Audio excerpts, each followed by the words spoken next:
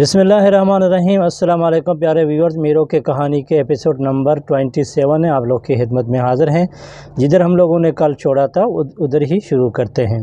नाज़रीन, कल जो गिसदुक का भाई दिलफुल ने बड़े बड़े महलों को दूर से देखा था, तो मीरो ने उधर किस्से को भी बंद किया था और चुनांचा वो उधर ही बैठा था। तो मीरो की बेटी भी थोड़ा बड़ा हो गया और वो अपने दादी माँ के साथ और बड़े अब्बू के साथ गया। तो उसने उधर बोला कि अब्बाजान, मेरे बाबा ने आज एक नया किस्सा शुरू किया जिसका नाम गिसदुक है, और उसने वो पूरा किस्सा सुनाया। तो बादशाह भी खुश हो गया।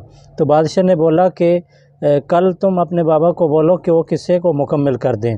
तो चुनांचा इसी बात में तो वो दोबारा अपने बड़े बाप को यानी दादा को बादशाह के दरबार में उधर से उसको अपना घर में बुलाया कि तुम भी हमारे साथ बैठें और आज किस्सा को सुने। तो बादशाह को भी खुशी महसूस हो गई, वो भी मीरो के दीवान में हाज़िर हो गया और मीरो की शहज़ादी और उसकी बच्ची सब मिल के अभी मीरो का इंतज़ार कर रहे थे कि मीरो अभी कहानी को कौन सा रुख में शुरू करेगा। तो नाज़रीन, चुनांचा मीरो ने कहानी को यहाँ जब छोड़ा था तो उधर से उसने शुरू किया। उसने बोला कि जब दिलफुल ने तो बड़े बड़े महलों को देखा तो वो नीचे उतरना शुरू हो गया। नाज़रीन, जब दिलफुल नीचे आया तो उसने देखा कि उसके रास्ते में बहुत बड़े जंगल हैं और जंगल ऐसे हैं कि एक दरख्त दूसरे दरख्त से ऐसा उलझा हुआ है। नाज़रीन, जब वो चलने लगा इस दरख्तों और बड़े तनावर झाड़ों के नीचे, तो उन्हें ऐसा लग रहा था कि ये दरख्त पीछे हरकत कर रहे हैं और उसको पकड़ने के लिए उसके पीछे आ रहे हैं। नाज़रीन, इस सीन को देखने के बाद दिलफुल को बहुत डर भी महसूस हो गया, लेकिन वो क्या करें कि वो भी मजबूर था। तो चुनांचे नाज़रीन वो आस्ता आस्ता चलने लगा। जब वो आगे आ गया तो आगे उन्होंने बहुत अजीब दरख्त देखे कि वो बहुत बड़े दरख्त हैं लेकिन पूरे दरख्त खुश्क हैं और उसके पत्ते गिरे हुए हैं और बिल्कुल उसके सर में एक ही पत्ता भी नहीं है। तो उसने वो दरख्तों को गौर से देखा कि उस दरख्तों के ऊपर बड़े बड़े काले कौवे बैठे हुए हैं और घूर के उसको देख रहे हैं। इसके देखने से नाज़रीन तो उस कौवों के देखने से और भी दिलफुल को ज़्यादा डर महसूस होने लगा। लेकिन क्या करें कि उसको अपने बहन की तलाश के लिए, जिसका बकरी यही रास्ता इख्तियार करके चला गया था, तो चुनांचा वो बकरी का पीछा करके उधर चलने लगा।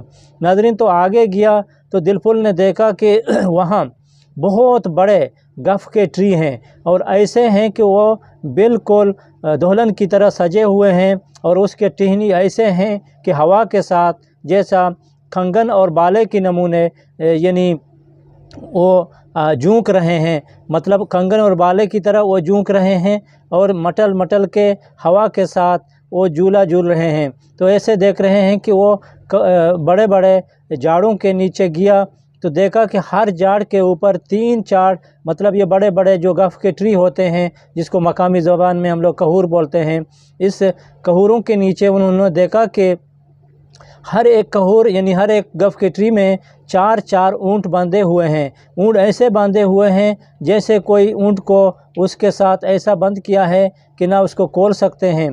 तो चुनांचा हर ऊँट आराम से वही टहनी को जो उसको हवा झूल रहा है आराम से उसे खा रहा है। तो चुनांचा नाज़रीन आगे उसने देखना शुरू किया तो एक जगह में उन्होंने अपने ऊँट को भी पाया कि एक बड़े गफ़ के ट्री में बंधा हुआ है और वो जब ट्री का बाला ऐसा झूम रहा है तो वो बालों को खा रहा है, यानी उसके पत्तों को, नरम व नाजुक पत्ते जो कि दुल्हन की तरह सजे हुए हैं, उन्हें ऊँट आराम से खा रहा है और जुगाली कर रहा है। नाज़रीन, ये सीन देखने के बाद उन्हें और भी ज़्यादा डर महसूस होने लगा। तो क्या करें कि वो अभी मजबूर हो गया।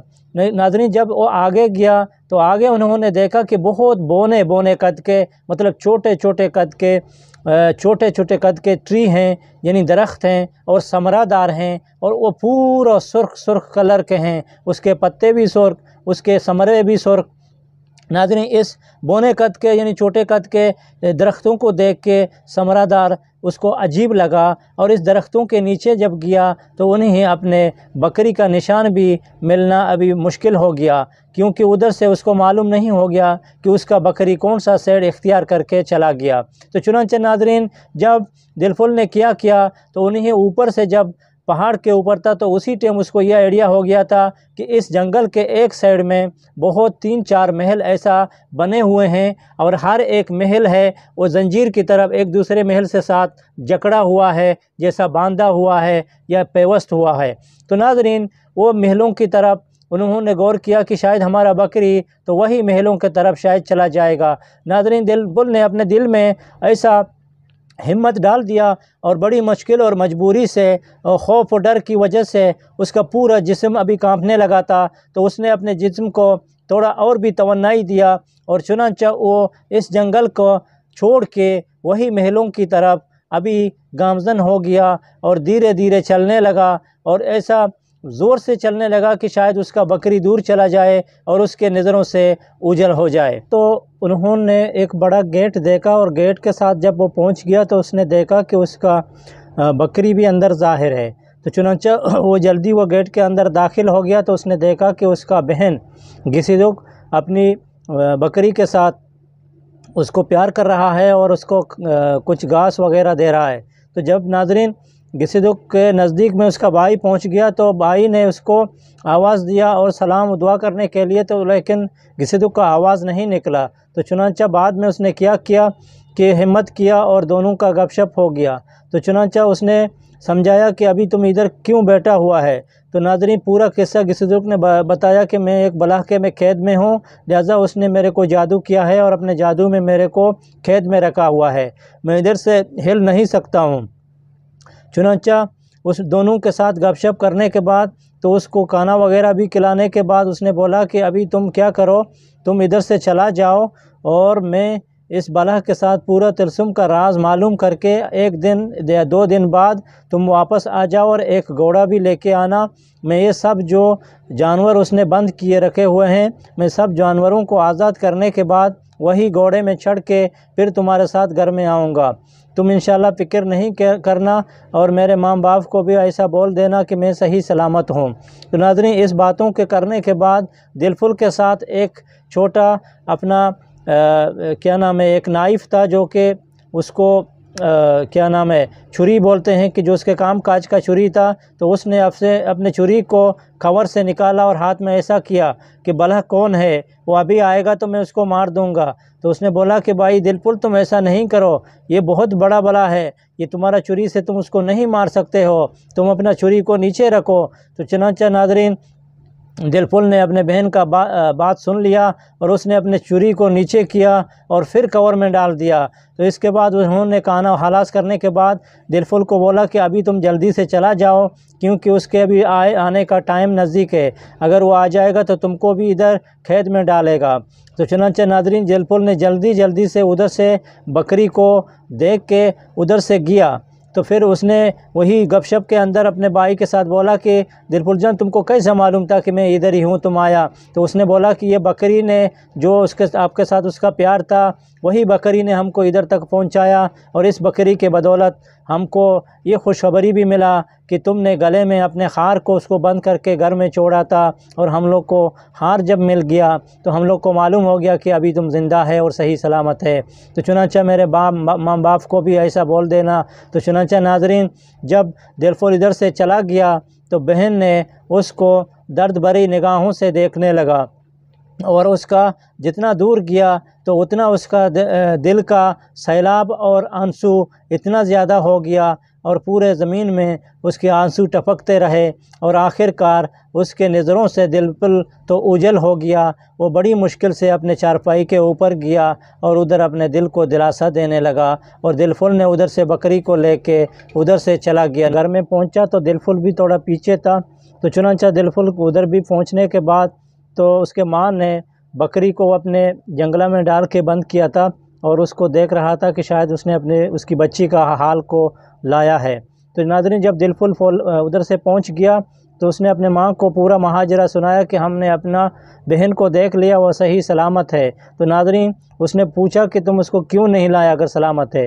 تو اس کا ماں اور بھی زیادہ پریشان ہو گیا، تو چنانچہ اس کی باپ بھی آ گیا، اور باپ کے ساتھ پورا ماجرا سنانے کے بعد دلپل نے اور اس کے باپ نے دونوں نے اس کے ماں کو تسلی دیا کہ آپ کی بچی سلامت ہے اور انشاءاللہ جلد ہی گھر میں واپس آئے گا۔ ان باتوں کے کرنے کے بعد ناظرین وہ لوگ کے ساتھ تو رات ہو گیا، تو ادھر بھی بلح شکار کرتے بہت بڑے جانوروں کو پکڑتے ہوئے اپنے محل میں داخل ہو گیا۔ ناظرین جب وہ محل میں داخل ہو گیا تو بلح کے منہ میں بلح کے ناک میں ایک انسان کا بدبو آنے لگا، تو چنانچہ وہ حیران ہو گیا کہ ادھر انسان کیسا آیا، کیونکہ بلح اور دیہ کو انسان کا دور سے بدبو کا پتہ چلتا ہے۔ تو چنانچہ انہوں نے گیا کہ میں گھسیدک کو پوچھوں گا کہ یہ انسان کون ہے آپ کے ساتھ آیا۔ تو چنانچہ وہ گھسیدک کے ساتھ پہنچا تو اس نے دیکھا کہ گھسیدک ایک چارپائی کے اوپر سویا ہوا ہے اور نیند میں ہے۔ تو چنانچہ انہوں نے اس کو بڑی مشکل سے جگایا اور گپ شپ ہو گیا، تو اس نے بولا کہ میرے ساتھ کوئی انسان ادھر وغیرہ نہیں آیا۔ تو چنانچہ وہ تھوڑا ناراض ہو گیا، ناراضی کے بعد اس کو دلاسا دیا اور بلح نے اس کو گوشت وغیرہ بھی کھانے کے لیے لا کے رکھے۔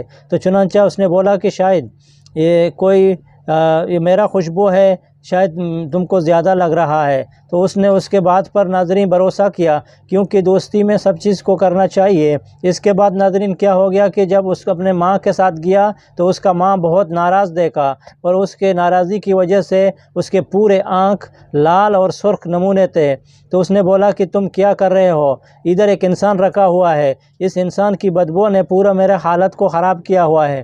تو اس نے اپنے ماں کو دلاسا دیا اور بولا کہ ماں میں کیا کروں، یہ میرا کمبخت دل ہے، اس کو انسان نے اپنے اندر جیت لیا ہے، میں چنانچہ اس کا عاشق ہو گیا ہوں، لہٰذا اس انسان کو میں نے ادھر ہی اس لیے رکھا کہ میں اس کے ساتھ شادی رچاؤں گا، تم اس کو برداشت کرو۔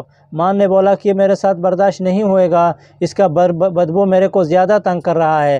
تو اس نے کیا کیا کہ بڑے بڑے اون اور بڑے بڑے کپڑوں کو اس کے ماں کے ناک کے اندر ڈال دیا تاکہ اس انسان کا بدبو اس کو نہ لگے۔ ناظرین اس کی ماں صحیح تھا، کیونکہ اس کا بھائی آیا تھا تو دو انسان کا بدبو اس کو لگا، اس کے لیے اس کے ماں کو بھروسہ نہیں ہو گیا اور اس کو گوارا نہیں ہو گیا۔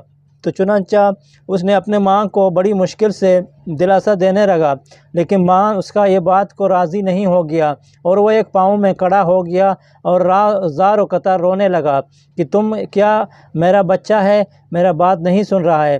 تو بچے نے بولا کہ ماں میں اگر آپ کا بچہ ہوں تو مجبوری کو دیکھیں کہ میں بھی پیار کے چنگل میں پھنس گیا ہوں، اس کے لیے میں انسان کو ادھر جگہ دیا، نہیں تو اس انسان کو میں کیسا اپنے ساتھ ادھر جگہ دیتا ہوں۔ ناظرین بس آج اتنا، دیکھیے کل انشاءاللہ زندگی رہے گی تو سفر رہے گی، سفر کے ساتھ کہانیاں جڑیں گی، کہانیوں کے اندر کچھ ایسے مورل ہوتے ہیں کہ زندگی میں نمونے اور کام بن جاتے ہیں۔ قصے کا رائٹر ہے علی جمعہ زامرانی اور ریسرچ کرنے والا ہے نصیر عاقل۔ کل تک کیجیے ہم لوگ کو دیں اجازت، بنے رہیں، دیکھتے رہیں ڈیلی ہم سفر۔ اپنا خیال رکھیے، ٹیک کیئر، گڈ بائی، اللہ حافظ۔